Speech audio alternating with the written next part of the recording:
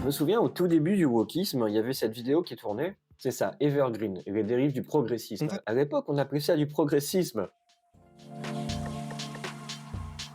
Et dans cette vidéo, on voit comment, dans une université qui s'appelle Evergreen, il y avait toute une culture woke qui a fait que les étudiants ont pris le pouvoir sur les profs dans le campus. Il y a beaucoup de profs qui ont été jugés, homophobes, sexistes, antisémites ou je sais pas quoi. Il y a eu des révoltes d'étudiants. Je me souviens plus trop de la vidéo, donc je fais un résumé de ChatGPT. Les nouveaux étudiants ne se définissent pas par rapport à leurs compétences ou personnalités, mais par rapport à leurs groupes sociaux. Moi, je fais partie des racisés, moi, je fais partie des LGBT, etc.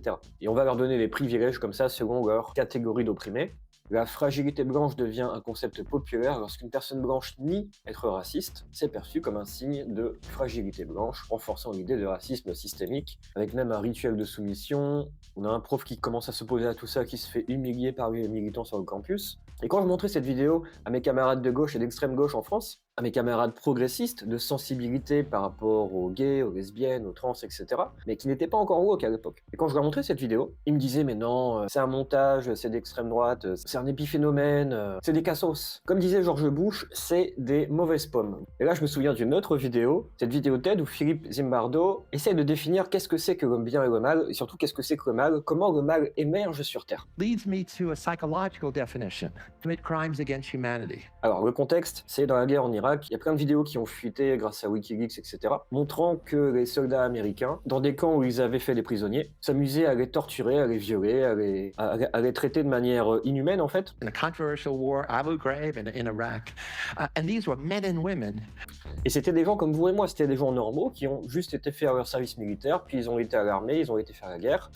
Et monsieur, madame, tout le monde, dans des contextes particuliers, ça se met à torturer des gens, ça se met à violer des gens, ça se met à devenir sadique. Et Philippe Zimbardo, il cherche à comprendre, mais quel est ce genre de contexte dans lequel n'importe quel être humain devient comme ça, devient méchant, entre guillemets. Et qu'est-ce qu'a dit George Bush, qu'est-ce qu'a dit l'administration Bush quand ils ont découvert ces vidéos fuitées? What all administrations say when there's a scandal. Don't blame us. It's not the system. It's the few bad apples, the few rogue soldiers. C'est pas la faute du système, c'est la faute de certaines mauvaises pommes de l'arbre. C'est pas la faute du pommier, c'est sur le pommier, il y a des bonnes pommes, il y a des mauvaises pommes. C'est la faute des mauvaises pommes. And some they wear masks, and many they wear soldiers are anonymous in uniform. If they change their appearance, 12 of 13, that's 90%. Kill, torture, mutilate. And that's the power of anonymity. En gros, si dans une guerre, les soldats changent leur apparence, si on ne sait pas quelle est leur vraie identité, mais qu'ils changent leur apparence, par exemple en mettant un uniforme nazi, alors ils peuvent se permettre de commettre des choses sadiques, tandis que si on voit vraiment qui ils sont, généralement les gens ne le font pas. Si on voit votre vraie identité, vous n'allez pas commettre des mauvaises choses au vu de la société. Ça me fait penser à une autre vidéo. Et j'ai découvert que c'est une vieille affaire, que les Athéniens appelaient ça la vergogne. La vergogne.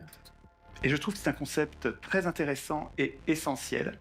Pour les Athéniens, le bon citoyen donnait de l'importance au regard des autres. Ça le poussait à la vertu. Quand les autres comptaient sur lui et le récompensaient de leur regard, ça lui donnait l'intention d'être vertueux. Et quand les autres avaient un regard réprobateur, ça les incitait à ne pas sortir, ça incite le citoyen à ne pas sortir du sentier de la vertu. Et c'est vrai que ça marche. Les gens qui ont de la vergogne sont plus vertueux que les autres. Et donc inversement, ceux qui n'ont pas de vergogne sont extrêmement dangereux. On pourrait éviter de leur donner des responsabilités. La vergogne, c'est quand vous êtes soumis au regard des autres, quand ils vous voient vraiment, vous n'allez pas faire n'importe quoi, vous allez être plus responsable, vous allez faire des meilleures choses pour vous, pour la société. Et par conséquent, si les gens ne vous voient pas, si vous êtes caché derrière un masque, si vous êtes caché derrière une identité factice, vous n'allez pas avoir de vergogne, vous allez pouvoir être pervers. C'est comme si la vergogne, c'était l'interdiction d'être un bébé. Quand j'étais ado, il y a une question que je me suis souvent posée à propos des nazis. Comment les mecs sont devenus nazis? Comment des gens normaux sont petit à petit devenus nazis, c'est-à-dire des humains prêts à faire des actions inhumaines, des actions monstrueuses, des actions sadiques envers tout un groupe d'êtres humains? Et peut-être que derrière ce grand formatage dans lequel les identités individuelles ne sont pas célébrées, mais au contraire sont recouvertes d'une fausse identité de l'identité du soldat nazi, ça leur déverrouille des comportements violents. Peut-être que cette anonymisation, comme disait Zimbardo, participe à créer un sentiment de toute puissance, de j'ai le droit de faire ce que je veux puisque je ne serai jamais vu et jugé vraiment. Peut-être que cette absence de vergogne fait que tout un groupe d'humains peuvent vivre avec non pas des vérités de courage, mais des vérités de lâche. Where some public schools and libraries invite drag queens, Et peut-être que dans ces idéologies woke qui prétendent se déconstruire et révéler leur vraie identité dans le genre, entre guillemets, imaginez qu'ils se trompent. Imaginez qu'en fait, c'est pas leur vraie identité, imaginez qu'en fait, c'est un masque. Et que ce masque permet de cacher qui ils sont vraiment derrière. Peut-être que ça crée ce sentiment d'être anonyme. Je ne serai jamais vu ou jugé pour qui je suis vraiment, donc je peux me permettre d'être aussi pervers que je veux. Je n'ai pas à être courageux si je ne montre pas mon vrai visage. Et je repense à mes amis d'extrême gauche, à qui j'avais montré la vidéo Evergreen au début. Plusieurs années se sont passées depuis, et ce qui était juste un épiphénomène à l'époque commence à devenir un mouvement de masse qui devient une espèce de nouvelle norme culturelle dans les séries Netflix, dans les jeux vidéo, etc. Le but n'est pas de dire que le wokisme est le nouveau nazisme, évidemment. Simplement, avec cette théorie du genre, je vous invite à vous poser une question. Est-ce que cette identité ressentie, là, c'est la vraie identité de la personne?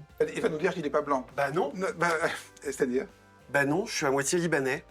D'accord, mais Bon. Non, mais ça c'est bien. Non mais c'est intéressant qu'on interroge tous nos propres stéréotypes autour de la table, parce que sans même m'avoir posé la question, vous supposez que je suis un homme, seulement par mon apparence, vous estimez que je suis blanc, donc en fait, je pense que justement, c'est très intéressant, la frontière de nos propres stéréotypes. Est-ce que ce mec-là, il est en train de dire vraiment qui il est? Ou est-ce qu'il est en train de porter un masque, de se cacher derrière un masque, à partir duquel il peut jouer un petit scénario pervers? À partir duquel il peut prendre le pouvoir sur tous les gens qui sont autour de la table, à partir duquel il peut créer un malaise. Est-ce que la vérité de ce monsieur, est-ce que sa vérité émotionnelle, est-ce que c'est une vérité de courage ou est-ce que c'est une vérité de lâche? Est-ce que ce monsieur est courageux de trouver qu'il n'est pas blanc? Est-ce qu'il est courageux de se trouver non-binaire? Et le pire, c'est que les gens ont le droit de ne pas être courageux. Les gens ont le droit de porter un masque, les gens ont le droit d'être pervers, les gens ont le droit d'être mauvais. Passive tolerance of evil. Moi, ce qui m'intéresse ici, dans les 7 critères qui, selon Zimbardo, les gens peuvent commettre des mauvaises actions, ce qui m'intéresse là, c'est la désindividuation de soi. Le fait de s'anonymiser d'une manière ou d'une autre. Ça veut dire que vous n'avez plus de responsabilité individuelle. On pourrait croire chez le wokisme que les gens se révèlent comme ils sont vraiment. Je me sens homme, je me sens femme, je me sens nanana. C'est mon vrai moi que j'écoute et que j'exprime. Mais comment vous pouvez être sûr que c'est vrai? Comment vous pouvez être sûr que votre ressenti dit la vérité? Pourquoi est-ce que le ressenti, ça dirait pas des choses fausses? Pourquoi il n'y aurait pas l'équivalent des biais cognitifs aux émotions? Quand on regarde l'horizon, on peut croire que la Terre est plate. Quand on écoute nos émotions, peut-être que nos émotions, en fait, la manière dont on les comprend, nous raconte autre chose de ce qu'on est vraiment. Moi, quand j'étais ado, j'ai pas connu l'époque woke, mais j'avais déjà ces questionnements qu'on m'avait mis dans la tête de est-ce que je suis hétéro, est-ce que je suis gay, est-ce que je suis bi, est-ce que nanana. C'était pas des questionnements qui venaient de moi, et parce que dans le monde de gauche, un petit peu underground, c'était chouette d'être gay ou bi, je sais pas quoi. Un jour, j'ai essayé d'embrasser un mec, ça m'a rien fait du tout, je me suis dit ah bah merde, je suis pas bi. J'étais presque déçu de pas être bi. Et ça veut dire quoi? Ça veut dire que j'avais été endoctriné, ça veut dire que je m'étais fait un idéal de moi, et j'étais pas du tout en train de m'individuer, j'étais pas du tout en train de m'écouter, de m'exprimer. J'étais hypnotisé en fait. Je portais un masque. Et à l'époque, cette propagande, elle était encore soft. Je me dis peut-être que 10 ans après, j'aurais été le même mec qui dit ouais, je suis non-binaire. Donc voilà, c'était une petite vidéo pour vous introduire le concept de vérité de lâche et de vérité de courage. C'est un peu grossier comme expression, je vais essayer de trouver un synonyme plus doux. ChatGPT me propose mensonge par omission ou demi-vérité. Ouais, ça me semble assez bien correspondre. Dans ces identités de genre, on trouve du mensonge par omission. Il y a des choses qui ne sont pas dites, qui pourtant sont criantes. Et les gens ont le droit. Se pavaner avec des vérités de lâche, c'est la meilleure façon de faire son intéressant, d'attirer l'attention, de capturer l'attention des gens de manière perverse. Une autre façon de voir ces vérités de courage et ces vérités de lâche, c'est la notion de skin in the game de Nassim Taleb. Il existe des métiers skin in the game, c'est-à-dire des métiers où vous jouez votre peau, des métiers de courageux, et des métiers qui ne sont pas skin in the game, qui vous permettent, qui vous offrent la zone de confort pour être lâche, porter un masque et pour vous cacher derrière un anonymat et pour ne pas subir les conséquences de vos actes. Ces métiers-là vont créer des perversions. Ceux qui écrivent la Constitution ont un intérêt personnel à pas écrire de bonnes constitutions. Ils sont jugés partis, ce sont des professionnels de la politique. Étienne Chouard a dit que dans la Constitution, cette Constitution a été écrite par les hommes au pouvoir pour qu'ils ne puissent pas payer les conséquences de leurs actes. Autrement dit, un politicien qui ne tient pas ses promesses ne sera pas puni. Par conséquent, il bénéficie de l'effet vérité de lâche, de l'effet non skin in the game. Et on voit là sur la colonne de droite tout plein de métiers, comme les politiciens de carrière sans expérience de terrain, aussi le métier de journaliste, aussi le métier de banquier central, le métier d'économiste. Vous savez, ces économistes qui n'ont jamais lancé une entreprise, qui n'ont jamais eu à avoir à tenir un budget, ils ne sont pas skin in the game, ils n'incarnent pas ce qu'ils racontent, ils ne sont pas courageux. Et quelque part, toute la décadence de la société vient des métiers qui ne sont pas courageux, vient des métiers qui sont non skin in the game, et qui portent comme ça des grandes vérités de lâche. Mais ça se régule aussi, Internet. Entre nous, les Chinois, ils y arrivent bien. Et pour finir, une petite réflexion, Ce qui fait vraiment tourner la société, c'est pas les métiers qui sont non skin in the game. Eux, on les supprime et la société continue de tourner. Ce qui fait vraiment tourner la société, c'est les métiers courageux. C'est ceux qui sont sur le terrain, c'est ceux qui payent les conséquences de leurs actes, c'est ceux qui ont des comptes à rendre, c'est ceux qui se rendent responsables, c'est eux qui sont le plus adultes. Et on peut se demander pourquoi est-ce que les entrepreneurs, les artisans, les agriculteurs, les médecins, les soldats sur le terrain, les investisseurs, etc., pourquoi est-ce que les gens courageux qui mettent en jeu leurs propres ressources, leur propre réputation, pourquoi est-ce que les gens qui font vraiment tourner la société obéissent à ceux de la colonne de droite? Pourquoi est-ce qu'ils se soumettent aux journalistes, aux banquiers, aux politiciens? Pourquoi est-ce qu'ils écoutent l'économiste ou le professeur universitaire? Pourquoi est-ce qu'ils se soumettent aux bureaucrates? Pourquoi est-ce que les gens courageux se soumettent aux gens qui ne sont pas courageux? C'est tout pour aujourd'hui, il n'y a pas vraiment de conclusion, c'était plus un partage de la réflexion avec laquelle je me suis réveillé ce matin. Et ce principe de vérité de courage et de vérité de lâche, il n'a pas de drapeau politique. Il y a des gens courageux à droite, il y a des gens courageux à gauche. Bref, c'est pour vous dire que le courage n'a pas de drapeau. Vous pouvez être courageux de manière égoïste, vous pouvez être courageux comme un entrepreneur, vous pouvez être courageux de manière altruiste, engagé dans une association,